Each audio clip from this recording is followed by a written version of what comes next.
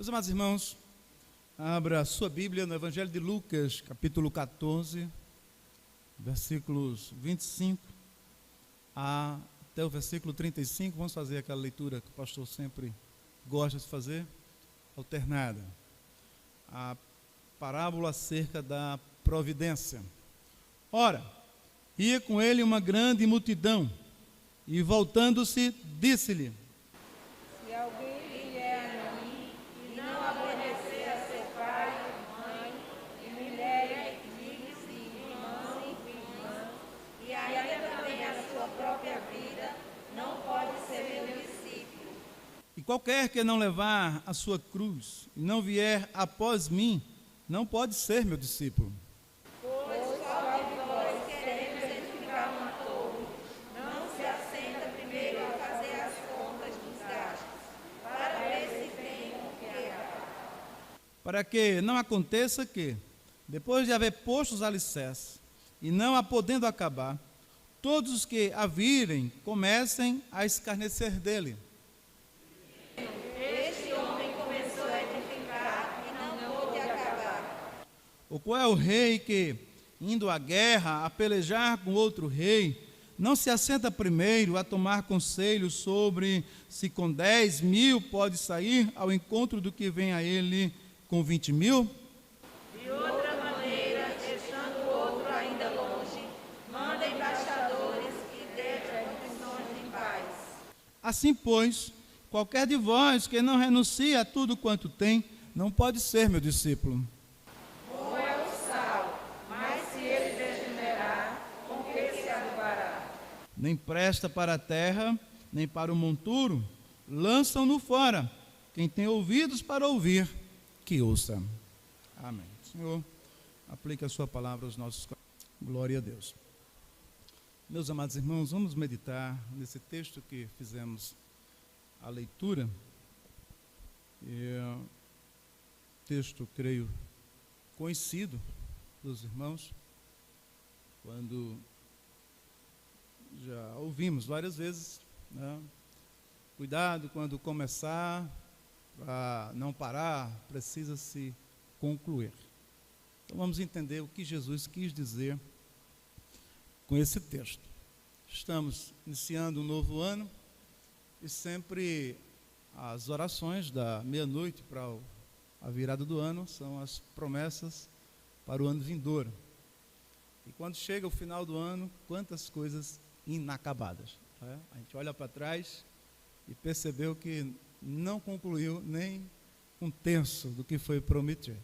Mas Deus não leva em conta, né? O Senhor é misericordioso. A Bíblia diz que Ele conhece a nossa estrutura e sabe que nós somos pó.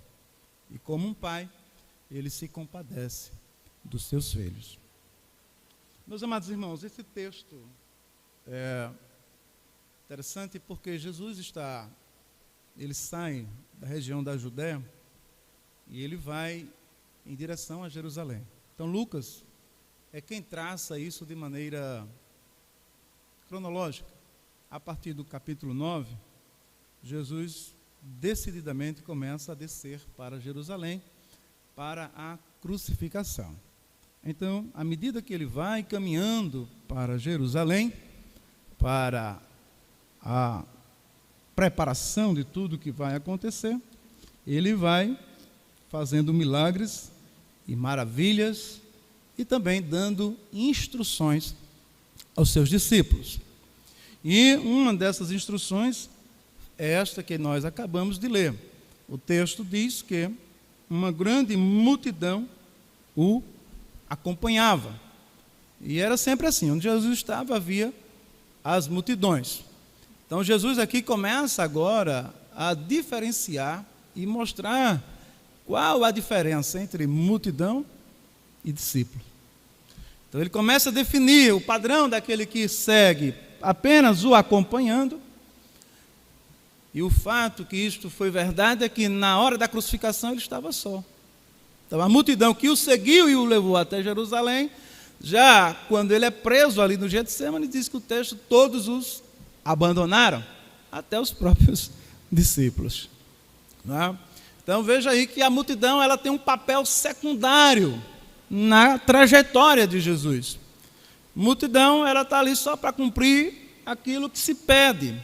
Você olha no livro de Atos, multidões se aglomeravam para apedrejar os apóstolos, estavam ali, nem sabiam por que estavam, mas tinha uma multidão ali, tem gente ali, vamos lá, se aglomera e você pergunta, o que é isso aí? Você não sei, eu estou aqui olhando. Então esse é o papel da multidão. Só que Jesus não quer multidão, Jesus quer discípulos. Então ele começa a definir a categoria ou a classe ou a característica daquele que quer de fato não ser multidão, mas ser discípulo. E ele começa dizendo, logo aí de seguida, se alguém desta multidão, dos que estão aqui, se alguém quer vir após mim, não é? E ele começa dizendo, não aborrecer, não deixar, não amar. E ele começa estreitando, para quê? Para que de fato haja um investimento daquele que de fato diz, não, eu estou decidido e resoluto em seguir a Jesus Cristo. Eu preciso investir nessa caminhada cristã. Eu preciso investir na minha vida cristã. Eu preciso investir e chegar a pagar não o preço da redenção, mas o preço de ser discípulo de Jesus. E isso é importante, porque não existe discipulado sem renúncia. Não existe seguir a Cristo se não há uma decisão em nós mesmos de negar a nós mesmos, que é a maior renúncia que um cristão pode fazer.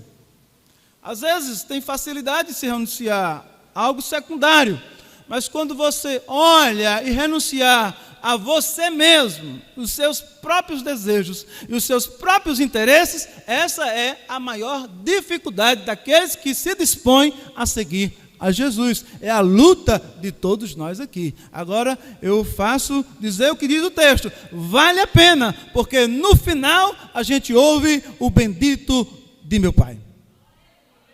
Então, meus amados irmãos, Jesus começa a definir discípulo e multidão, porque é possível ser seguidor de Jesus sem ser discípulo.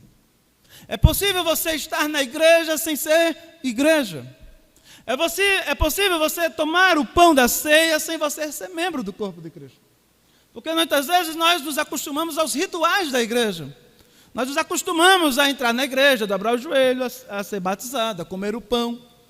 Mas quando você olha a carta de Paulo aos Coríntios capítulo 10, ele vai dizer, Israel fez tudo isso, mas Deus não se agradou da maioria deles. Por quê? Porque cumpriu apenas aqueles rituais que são pedidos. E isso Deus já denunciava desde o Antigo Testamento. Este povo honra-me apenas com os seus lábios, porém o coração continua distante de mim. Eles amontoam ou tomam para si regras sobre regras, preceitos e mais preceitos, porém o coração está distante. Então é possível seguirmos a Jesus e não sermos discípulos. E quem é a nossa régua? O que é aquilo que nos mede? O que nos mede, irmãos? Está aqui, ó. Sagrada Escritura. É a régua que mede todos nós, daqui de cima até embaixo. Aqui ela não faz diferenciação. Aqui ela define. Através desta palavra que é viva e eficaz, ela diz de fato quem são os verdadeiros seguidores de Jesus. Então, uma das grandes desvantagens da igreja é que nela há muitos seguidores que seguem apenas à distância. É aqueles que não querem envolvimentos com Jesus. Eles querem os milagres de Jesus. Eles querem os pães que Jesus multiplica. Eles querem as curas que Jesus faz. É só olhar o Evangelho de João. Jesus disse, olha, não confio em vocês, porque vocês só me querem para fazer milagre. Interessante. Não creio. Porque essa crença, quando o filho do oficial que chega lá e diz, mestre, desce antes que meu filho morra, aí Jesus disse, se vocês não virem milagre, não creem? Para crer em mim é necessário ver milagre? E sempre, irmãos, nem sempre milagre implica dizer que eu creio em milagre. Eu apenas quero o benefício do milagre. Então, a nossa caminhada cristã é muito mais do que seguir à distância. Precisamos nos envolver com Jesus. Precisamos seguir os passos de Jesus, como disse Pedro, seguindo as pisadas dele. Isso é a ideia e a conotação da palavra discípulo. É aquele que segue a pisada daquele que lhe ensina. Então, o discípulo é sempre um aprendiz. Nessa escola de Jesus, ninguém se forma. Nessa escola de Jesus, ninguém chega à maioridade e diz: eu já não preciso mais aprender. Porque nessa escola, todo dia, nós amadurecemos até a estatura de varão perfeito. Até lá, nós estamos em aperfeiçoamento, aquele que é verdadeiro discípulo de Jesus. Por isso que ele diz: aquele que quer vir após mim. O que quer dizer? Você vem após ele. Ele está indo e eu estou indo atrás. Mas alguns foram após Jesus. Jesus foi e ele ficou. Jesus está bem longe, mas ele ficou lá atrás. Não, o discípulo é aquele que segue após. Aonde Jesus vai, ele está aprendendo. Porque se você for bem ensinado, como disse a Jesus, você será como seu mestre. E ele vai dizendo. Então ele nos conta, irmãos, uma parábola acerca dos cuidados que nós devemos ter ao segui-lo. E aqui entra um princípio que serviu para eles e que serve para nós também. Ele diz que o primeiro dever de um cristão é calcular o custo de seguir a Jesus. Há um custo seguir a Cristo. Há um preço a ser pago por seguir a Jesus. Não estou falando de preço de redenção, estou falando de preço de seguir a Jesus. E ele vai dizer aqui no texto. Então, ele diz que a torre que o homem ia construir era provavelmente a torre de uma vinha. E que estavam equipadas, e essas vinhas estavam equipadas com torres que ficavam os guardas, para evitar que os ladrões entrassem na vinha e roubassem as suas colheitas. Então, eles construíam torres para proteger a sua vinha. E a conclusão é que quando você começava a construir uma torre e não a terminava, era uma forma humilhante para aquele que começou a construir e não pôde terminar. Como ele diz também que é um grande desastre para um grande rei ir para uma guerra e não tomar provisão para enfrentar o seu inimigo. E a nossa vida cristã é uma guerra. Não adianta nós nos metermos a enfrentar uma guerra que não é contra carne e sangue, quando a nossa guerra está para além dessa esfera terrestre, ela é de cunho espiritual, porque nós estamos enfrentando principados, poderes e dominações, e nós não calculamos o custo de enfrentar este inimigo. E Jesus tomou a figura de um rei que sai à guerra. Então ele calcula: com 1000 eu posso ir. Ele usa o princípio de Deuteronômio, que existia o princípio da guerra. Antes de se enfrentar, você manda embaixada. Pergunta a condição de paz. E Jesus começa dizendo, meus amados irmãos, quais são as características daqueles que devem segui-lo. Então, como se calcula o custo de seguir a Cristo? Primeiro, está aí no versículo 26. Ele pede o custo da lealdade. Se você está com sua Bíblia aberta, acompanhe comigo, por favor. 8h36. Ele volta-se para a multidão e ele diz: se alguém vier a mim, olha só, e não aborrecer pai e mãe, e mulher e filhos, irmãos e irmãs, e ainda também a sua própria vida, não pode ser meu discípulo. O que é que Jesus está pedindo aqui, irmãos? Aborrecer aqui é uma expressão que quer dizer amar menos. Então eu não posso colocar outro amor acima do amor que eu tenho por Deus. Eu posso amar minha mãe, meu pai, a minha esposa, a minha filha, mas esse amor jamais poderá ir além do amor que eu tenho que ter para com Deus. Porque este é o grande mandamento que Deus pediu: amarás ao Senhor teu Deus acima de todas as coisas.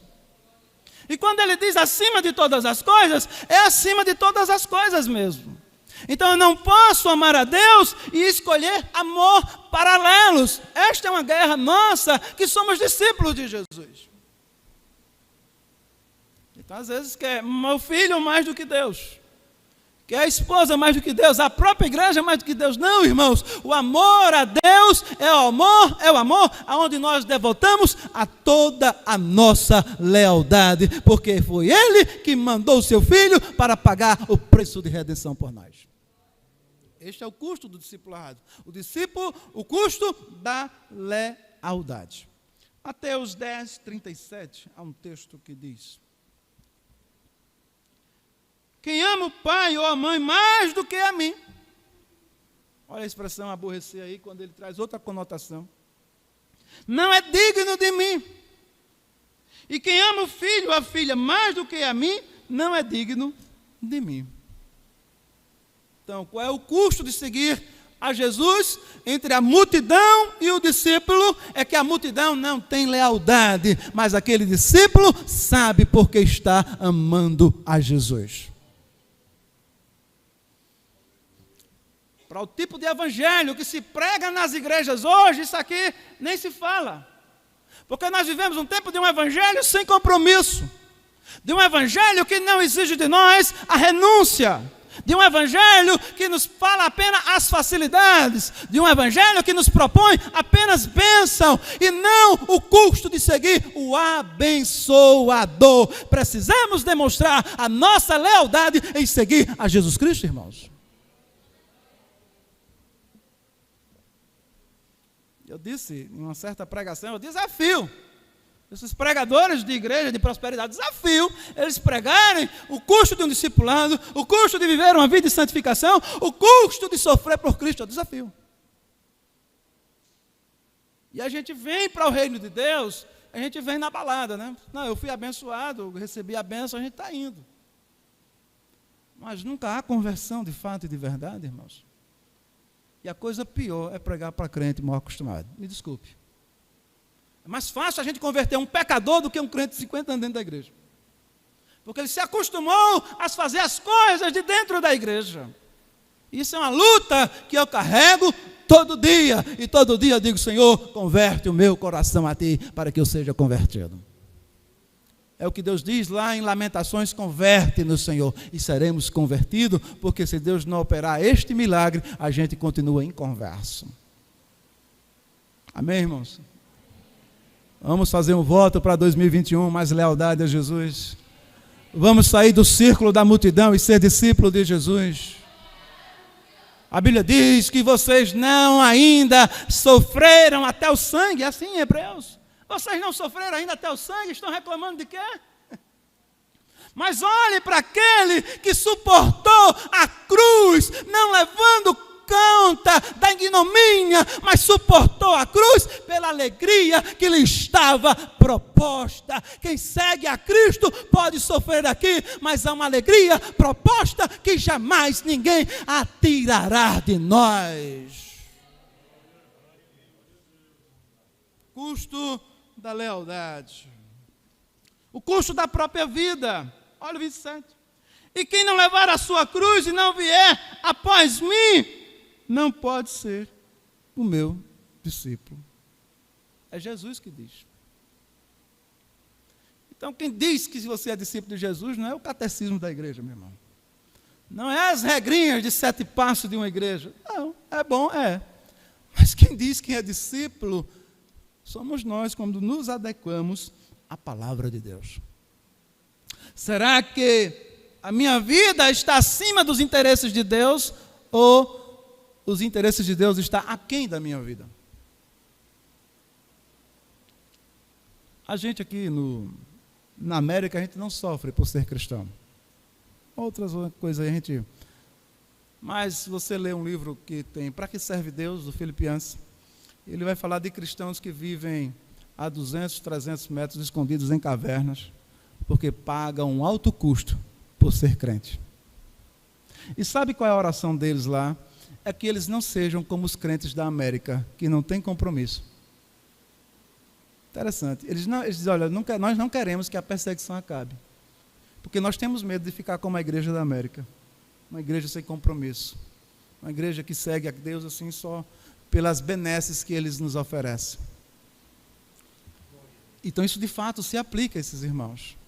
Mas isso aqui também pode se aplicar a nós, porque certas coisas nos vêm e nos são oferecidas propostas para nós abandonarmos o reino de Deus. E nós ponderamos. Eu conheço irmãos de menino aqui, de pessoas que os pais disseram, ou a fé ou fora de casa. Eu disse, não, eu prefiro ficar fora de casa.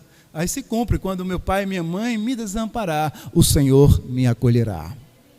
E esses irmãos hoje têm esposa, têm mulheres, têm filhos e são pais de família, porque Jesus disse que não há quem tenha deixado tudo por amor de mim e que não ganhe no presente século lutas também, mas muitos irmãos.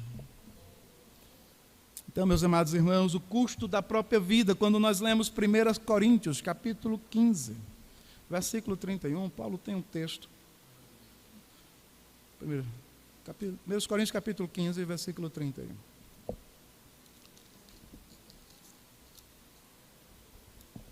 Ele diz,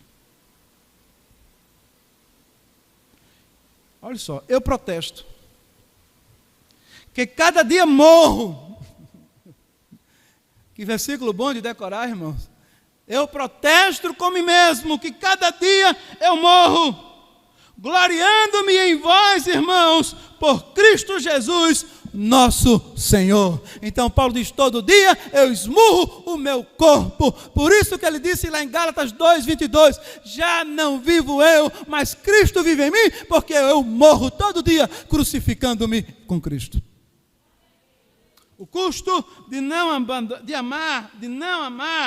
a própria vida. Este é um custo do discipulado. É o que diferencia a multidão do discípulo.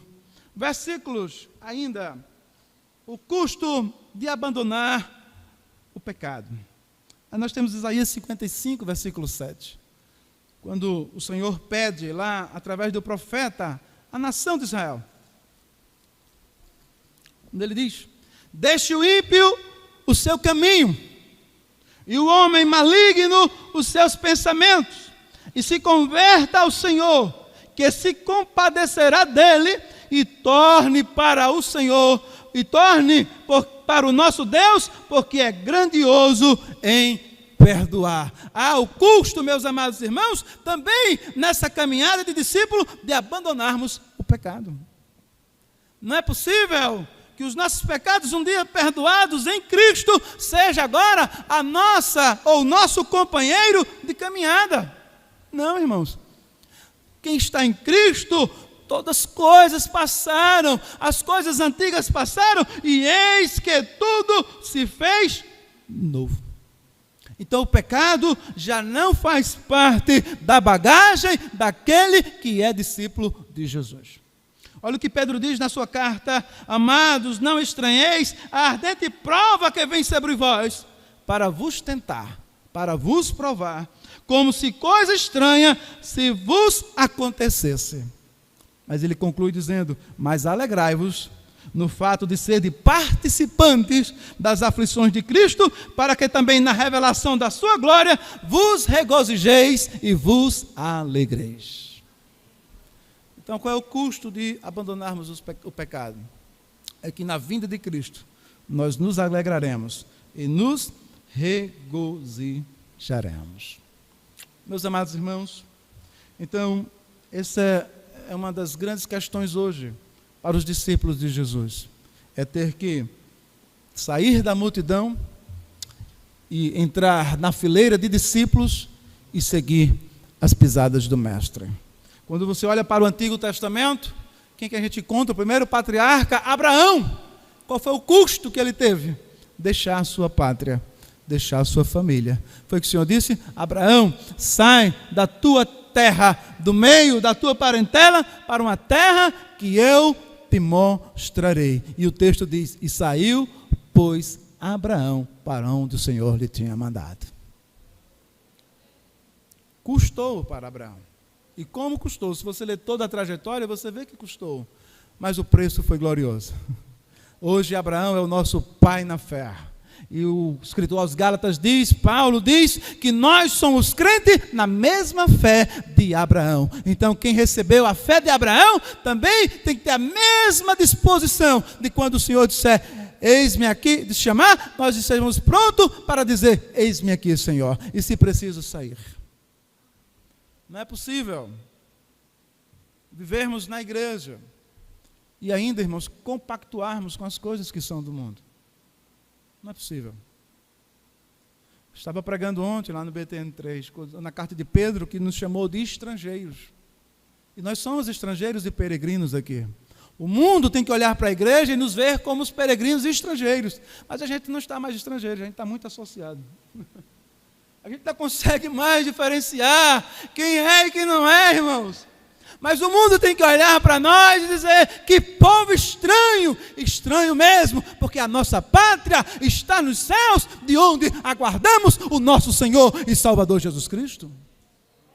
Somos estranhos, estrangeiros, aqui nós somos peregrinos.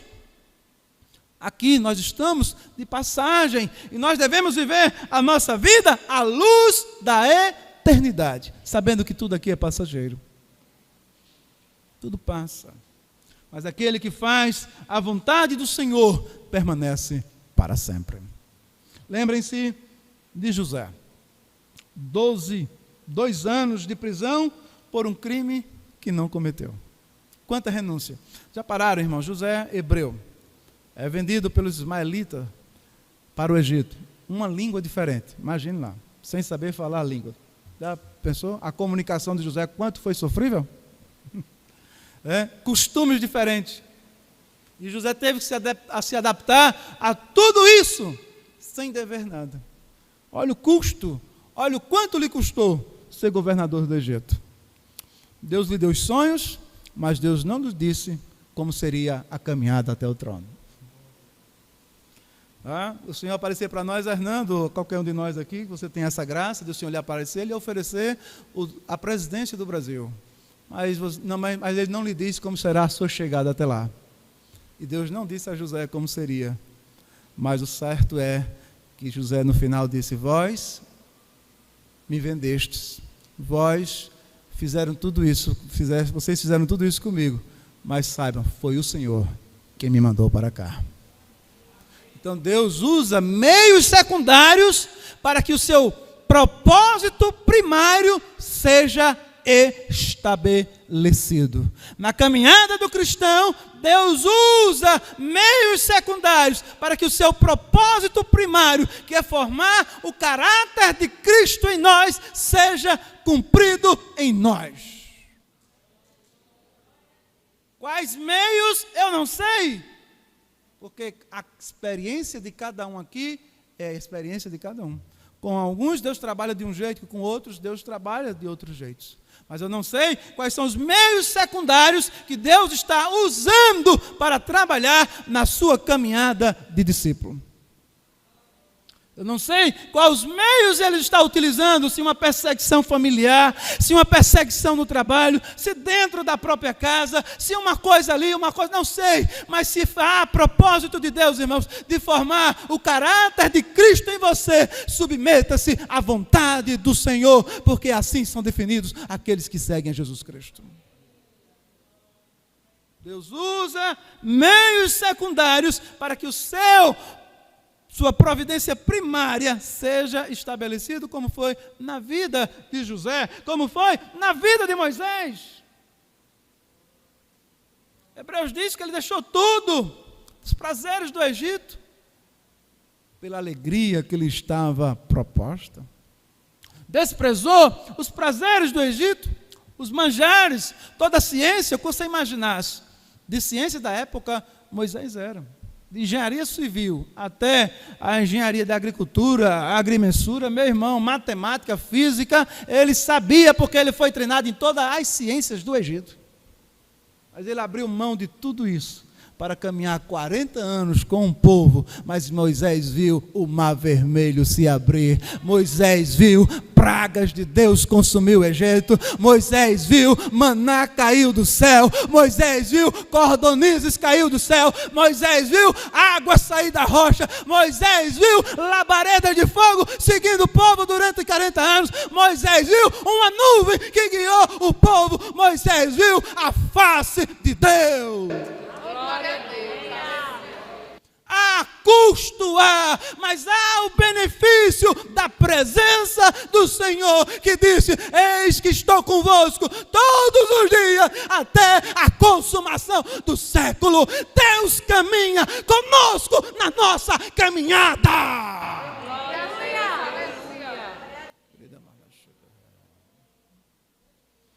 Resiste, irmão. Sofre comigo, Timóteo, o bom combate de Cristo. Sofre, porque vale a pena sofrer por Jesus. Há um preço que pagamos, mas uma glória que nos aguarda. Há a coroa da vida, há a coroa da justiça, há a coroa de glória. Há o bendito do meu Pai a sentar-se à mesa e comer com Ele no seu reino.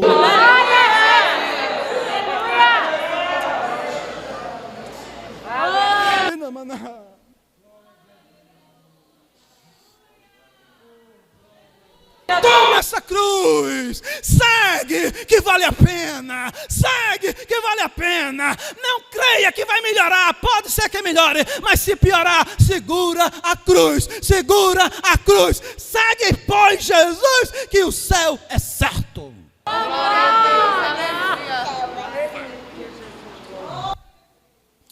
Aleluia. Amém, irmãos? É um bom propósito para 2021. É um bom propósito para este ano. Vamos sair da multidão e entrar na fileira dos discípulos. Quem é multidão só vem por acaso. Quem é multidão quer movimento. Quem é multidão quer casa cheia. Quem é multidão quer as benesses daqui. Mas quem é discípulo, ele quer carregar a cruz, mas quer trocar por uma coroa de glória.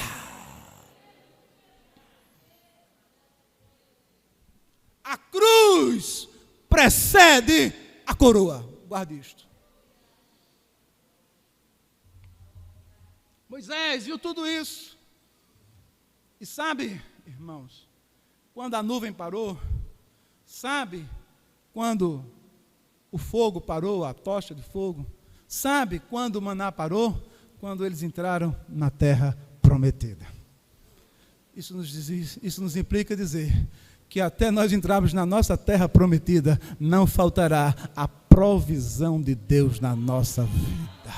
Enquanto não entrarmos no descanso que Deus tem para nós, conforme Hebreus capítulo 4, resta-nos ainda um descanso para o povo de Deus. Enquanto esse descanso não chegar, não faltará a provisão do Senhor nas nossas vidas. Ele garante a viagem até o final. Creia nesta palavra esta noite.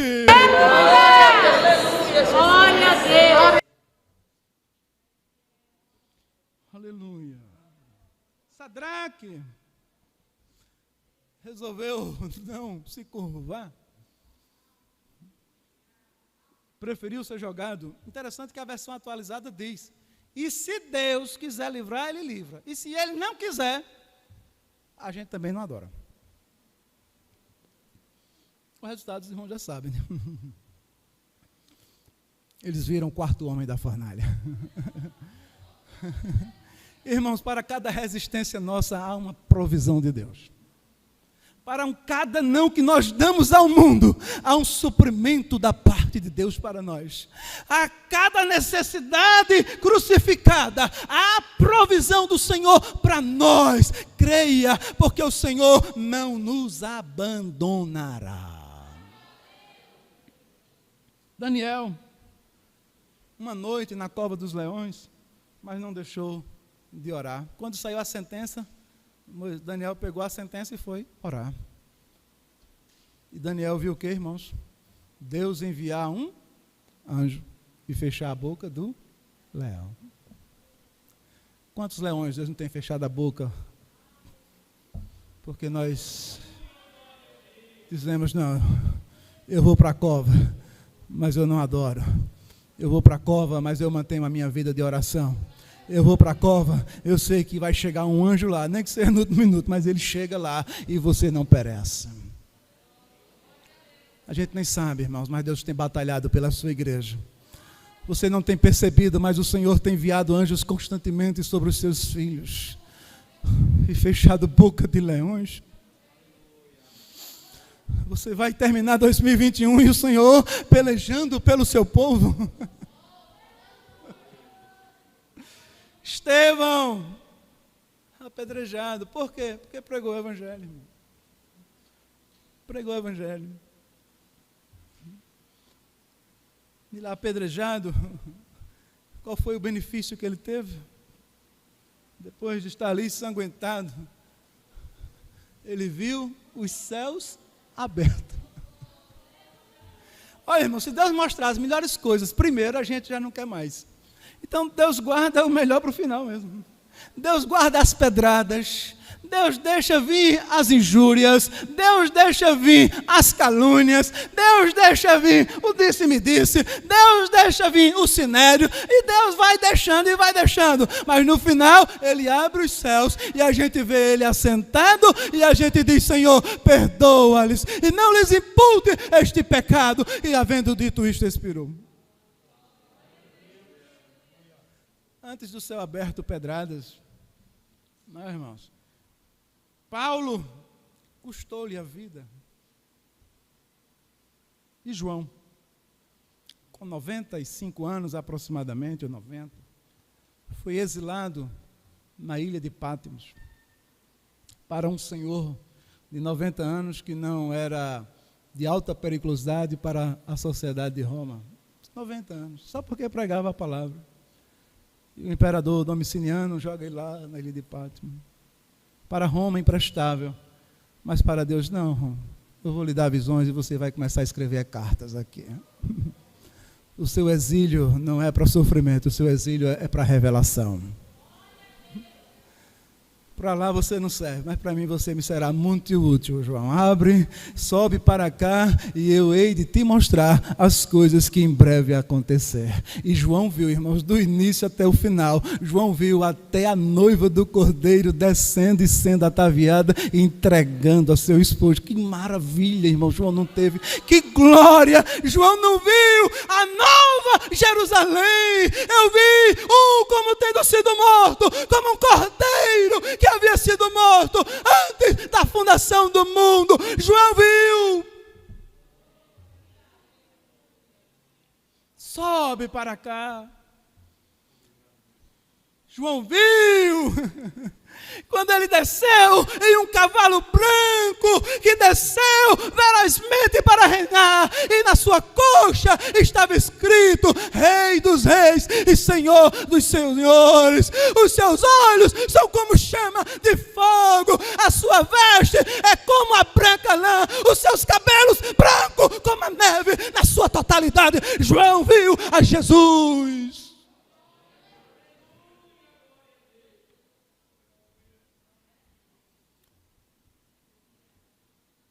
Este é o custo.